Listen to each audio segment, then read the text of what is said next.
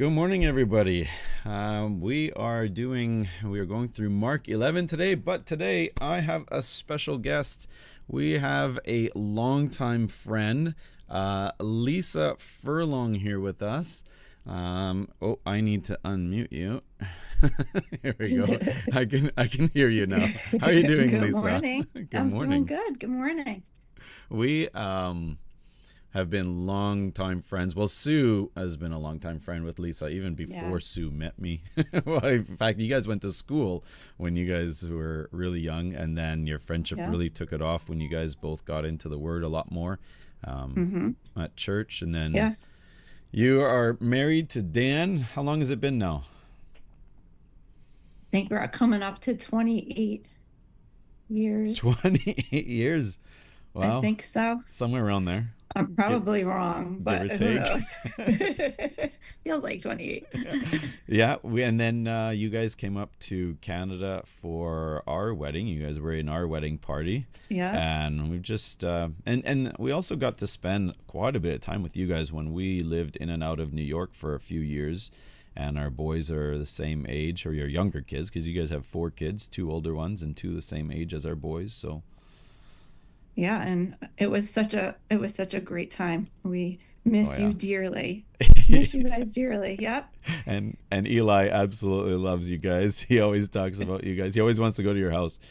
And I'm I like, know. he wants to I'm go like, bring him tonight. back, Eli. Yeah, it's like tonight, Eli, they're in New York. Oh, where Nanny is? Well, we can see Nanny too.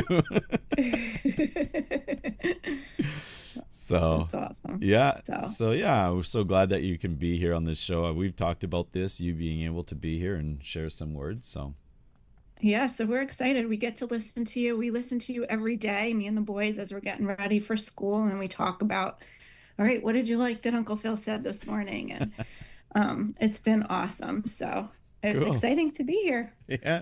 So Well, thank you for having me. yeah, you're welcome. And you really wanted to talk about the fig tree that is withered.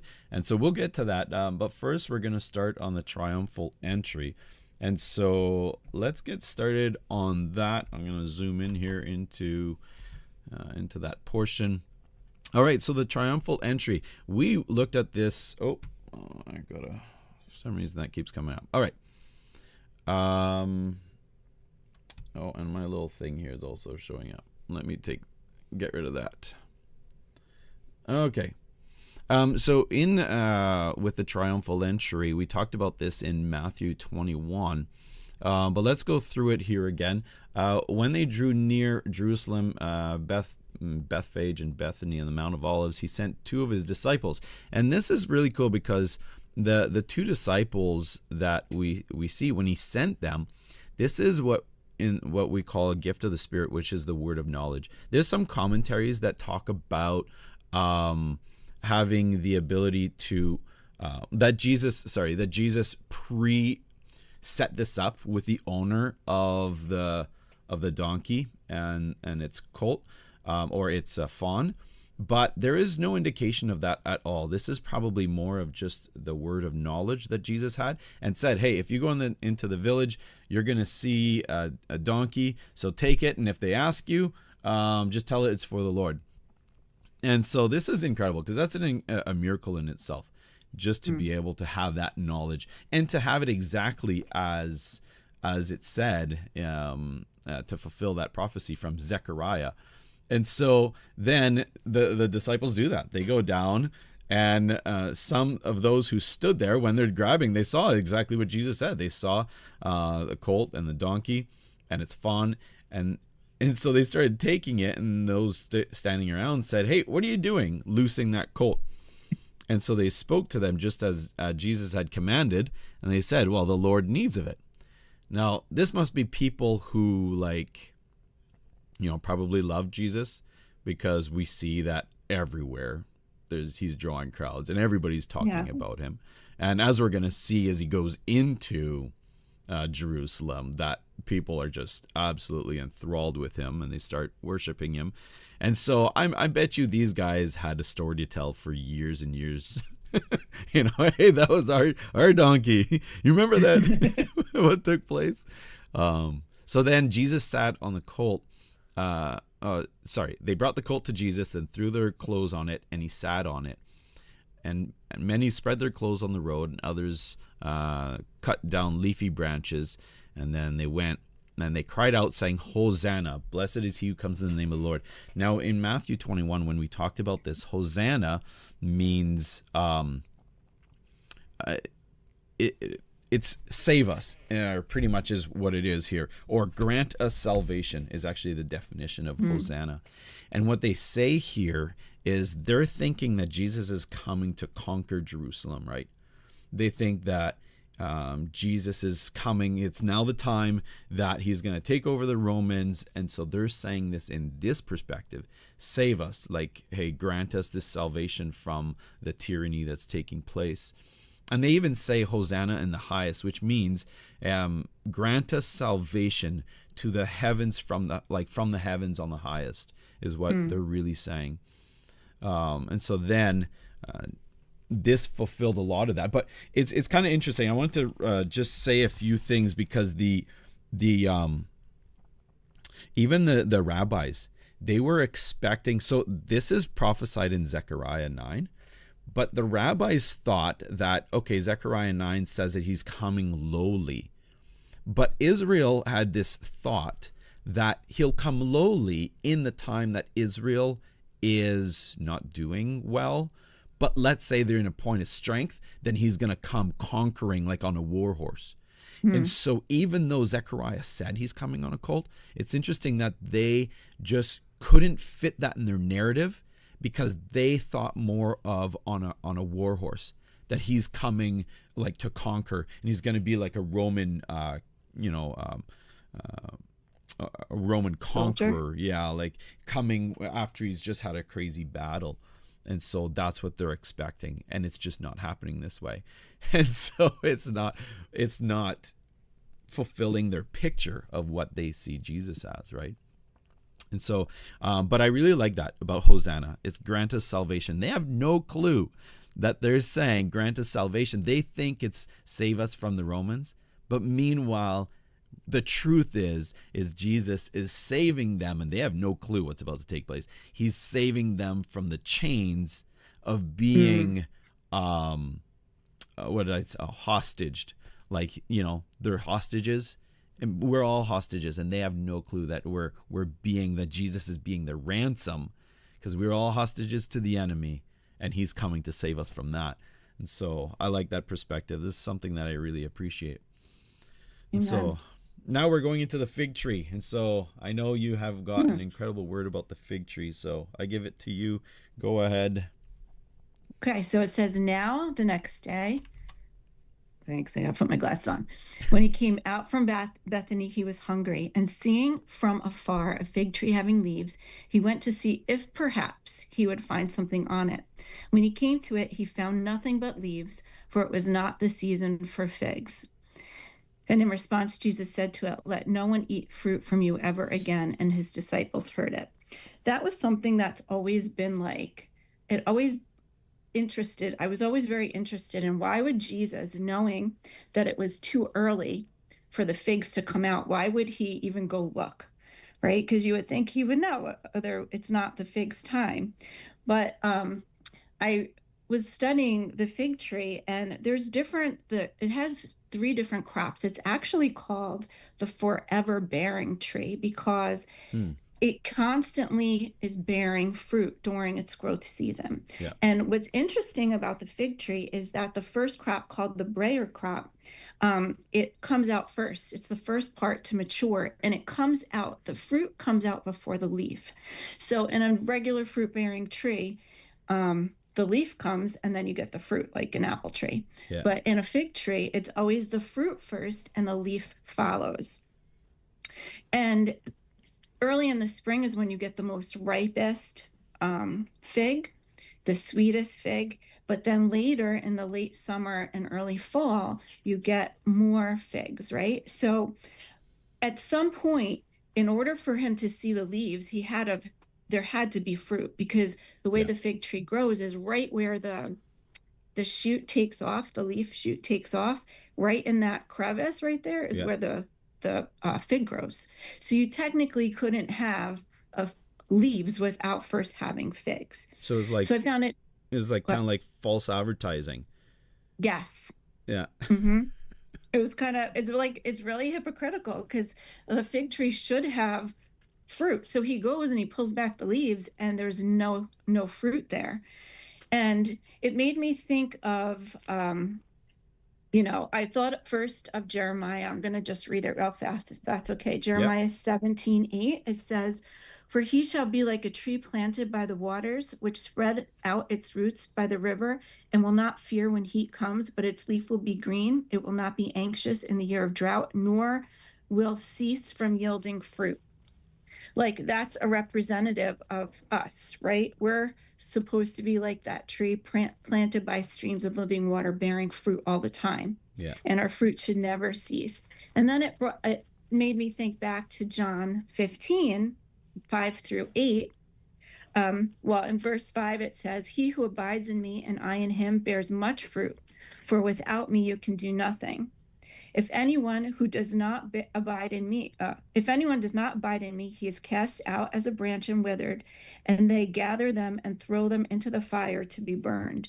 So not only was Jesus hungry for, actual fruit at that moment, but, we have to be good fruit. We have to constantly produce fruit. So when somebody's hungry for what we have, the word, right? Yeah. Or the hope that lies within us, we need to be ready to give an Yeah. account for that. And you see that being an example of Israel, right? Where the Pharisees, they try to show on the outside that they have the leaves, but when Jesus went to actually go look at them, they didn't have the fruit. And so they're like, they're false advertising, right? They're on the outside, they're one way, but yet there's no fruit bearing. And that, should be for all of us, right? Where, like, as you mentioned, we should also, if we're Christians, we call ourselves Christians, we talk the talk, Yeah. we better walk the walk and have that fruit, right? The fruit of love, Yep. joy, peace, the fruits of the Spirit Yes. that he's really talking about. And I think, if you go back up to verse 11, it says, when Jesus went into Jerusalem and into the temple, so when he had looked around at all things, like he went into the temple and he's on this like kind of emotional high, right? Because everybody's praising him, Hosanna, Hosanna. He goes into the temple, but then he's looking around and there's no fruit there. Mm-hmm. They're robbing from the people. Yeah. And he So, sees, like, remember, like, we're going to get into this when he goes and cleanses the temple. Yep. But here, that's a very good point, because he looked around at all the things. He cleared the temple out 3 years ago, like 3 years prior, and did the cleaning of the tables. And now he sees that they're back, and Yep. he didn't clear them out at this point. He actually looked around and he's like, huh? Okay. He pondered about it, and then he came back the next day to clear out the temple, right? Yeah, and So, it's kind of, and the next day he's going to look for food because he's hungry and yeah, there's nothing on it. And I think it's like, well, all right, well then no one's going to ever eat from you again. Like yeah, it's kind of setting it up the stage for later. yeah. And I like when we had talked earlier about this, you had made the point of, oh man, I just blanked out. What am I thinking? Shoot, I was just thinking something. All right, well, maybe it'll come back to me. so anyhow, yeah, this absolutely incredible perspective, especially that you looked further into the fig tree and how it is. It all of a sudden, some of those things make more sense, right? When the word just comes alive as you go further into it. And so it's a really good explanation of it. I really love that. And it's a cool thing just to look at that. So then they came to Jerusalem back, and Jesus went into the temple and began to drive those who bought and sold in the temple, and they overturned the tables, the money changers. See, the thing about this is really interesting, because these guys were profiteers in working with the Pharisees and the scribes. They're working with the temple so that they can rob people. They made it such a way where The only sacrifices, because you had to come to the temple, and you had to have a sacrifice, and the only sacrifices, they had to be pure, and so they'd be like, oh, it's not pure. So then they'd say, okay, well, you can buy these, and of course they'd inflate the price. And so this is not talking about when a church has a coffee shop, in their church. So many people are like, oh, the church has got a coffee shop here. It's all about profit. This is not what Jesus is talking about. He's talking about here where people are taking advantage, and he calls them a den of thieves. This is crazy, because a den of thieves, if you look further into it, has got to do about a location where robbers feel safe. And they're in the temple. These are people who are robbing people. They're inflating. And in fact, you also couldn't just bring money to the temple. You had to exchange it for temple money. And so they were exchangers of temple money. And of course, they inflated the rates like crazy. And so, and every time, every year, every Jewish man and boy had to bring 2 days worth of wages and pay that. And of course, they had to exchange it because they didn't have temple money. And so they would so that's why Jesus called it a den of thieves. Just one interesting perspective. A place where robbers feel safe was at the temple. And in contrast to that, where Jesus was, where the priest would always say that he was always going to the prostitutes, right? He would go to a thief, he would go. So the fact that it's in the temple, and really speaks to the place where the temple should be a place of holiness and reverence, and where he goes on to say, it should be a house of prayer. So it's just so contradictory. To me, actually, I think, 40 years later, after Jesus was on the cross, the temple was destroyed. I almost believe that it served its purpose. It served its time. And it was, now Jesus has done the things he needed in the temple. And I bet you it didn't take long until that den of thieves came back in after he cleared the tables. And so now let's fast forward 40 years later. Is it even that much worse of a den of thieves? And so, it got destroyed. It served its purpose. Jesus prophetically did what he needed to in the temple. Yeah. And now did it just go worse? And God's like, you know what? We don't need this temple because we got the temples in everybody now. If they give their life to Christ. And so almost prophetically just allowed it to go. And didn't have, now the temple, God was residing in us, in the people, and so in our hearts. So I almost sometimes think that about that den of thieves, how much worse it would have gotten years later. So, so then we continue on the fig tree. We go back to the fig tree. And here, this is where he says, and in the morning as they passed by, they saw the fig tree dried up from the roots. And Peter, remembering, said to him, Rabbi, look, the fig tree which you cursed has withered away. And so then Jesus answered and said to them, have faith in God. And so the disciples were, what's that word that I used? They were absolutely in awe, that this tree died. But now Jesus was in awe that the disciples didn't believe. Then the famous Mark 11 verse that we all know of. For surely I say to you, whoever says to this mountain, be removed and be cast into the sea, and does not doubt in his heart, but believes that those things he says will be done, he will have whatever he says. Look at what it says. Therefore I say to you, whatever things you ask when you pray, believe that you receive them and you will have them. And so what we see a lot of people here, Jesus tells us to talk to the mountains. If there's a pain, command that pain to go. Command it in Jesus' name. Pain, get out of here. And so a lot of times we go to God and say, hey, God, can you take away the pain? But Jesus already fulfilled what he needed to. And so we just need to use that authority, because Mark is all about Jesus' authority. But here, Mark is now a book where he transfers that authority over to us. And here's the beginning of this, where he's telling us, command it to move. But so many churches we see where people are praying, God, I ask that you do this. And this is just a habit of what we do, but that's not what Jesus tells us to do. And the thing that stuck out to me too is that at this moment, Jesus is capitalizing on this like great teachable moment, right?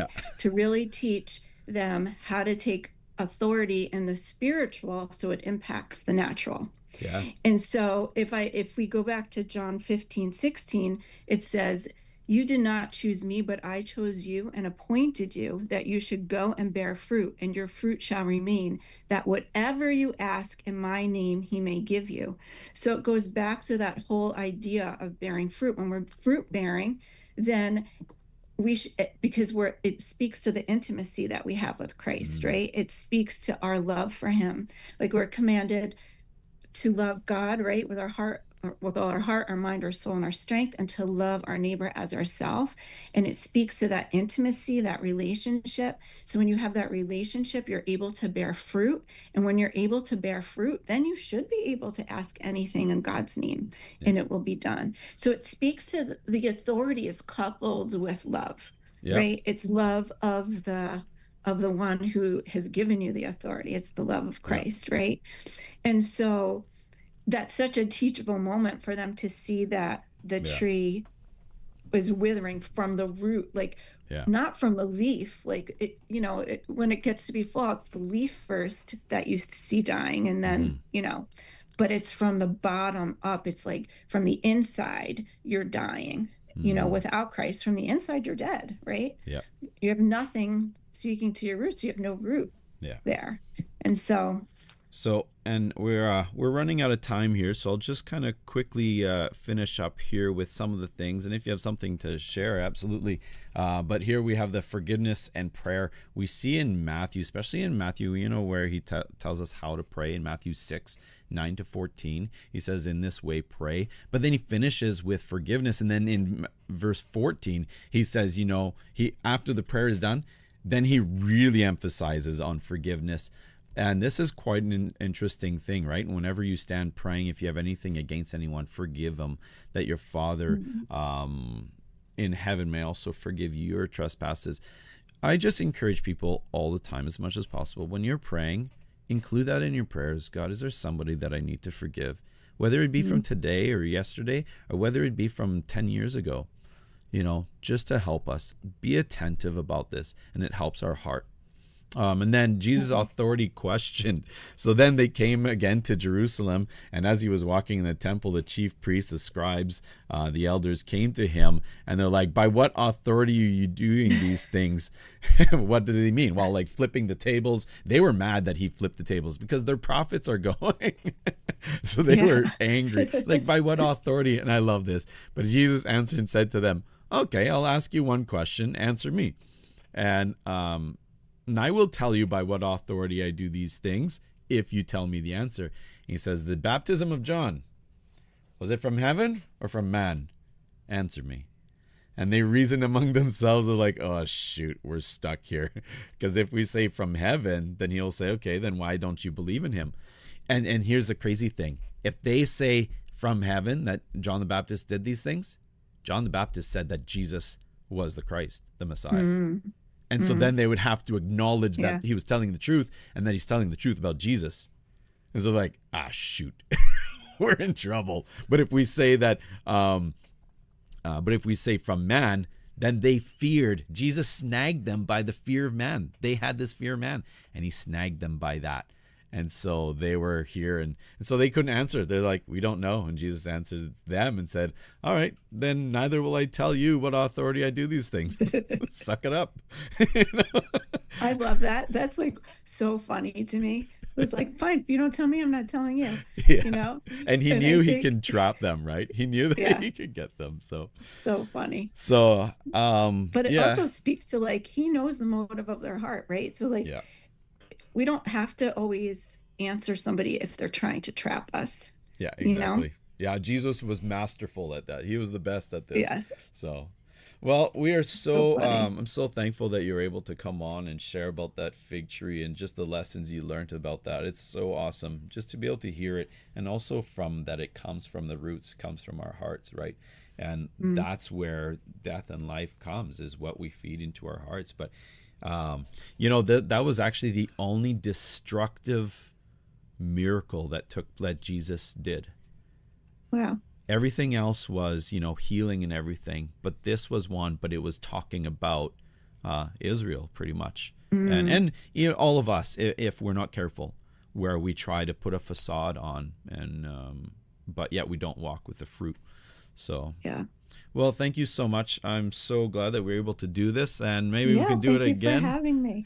Yeah. Love to. We would love to. And I should introduce Dan at some point, your husband, your incredible husband. You guys have Yes. been incredible friends to us over these years, and we're so thankful for you guys. So We're so thankful for you guys, Yeah. and we love you. yeah, Thank you. Keep on. We're enjoying every minute, every day. We love it. yeah, awesome. Thank you. Well, everybody, God bless you guys. Be a light out there. Let your light so shine, and remember, always stay filled up. Bye. Bye.